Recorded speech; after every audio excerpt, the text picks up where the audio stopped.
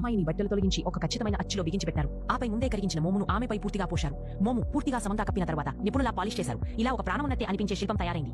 ఈ విధమైన పిచ్చి ప్రయోగంతో మ్యూజియం యజమాని ఎన్నో మానవాకార శిల్పాలను తయారు చేశారు. అలాగే నిర్మోహమాటంగా ఓ మోము శిల్పాల మ్యూజియాన్ని ప్రారంభించారు. ఆ శిల్పాలు కేవలం నిజమైనట్లే కనిపించడమే కాకుండా అందంగా నృత్యం చేసేలా కూడా ఉన్నాయి. ఈ అరుదైన కళను చూసి ప్రజలు ఆశ్చర్యపోయారు. వాటిలో ఒకటి చూడటానికి చిన్నమై మరియు ఆమె ప్రియుడు కూడా వచ్చినప్పుడు అక్కడ ఉన్న ఓ మోము శిల్పం తాను ఇంతకాలం కనిపించని తన స్నేహితురాలితో చాలా హద్దుల వరకు పోలి ఉన్నదని గమనించింది. దాంతో ఆమెకు అనుమానం పెరిగింది. కానీ ఆ సమయంలో మ్యూజియం యజమాని సోంగ్ బ్యావో అక్కడికి వచ్చి నేను సుయిహువా అనే అమ్మాయి ఫోటోను పత్రికలో చూశాను.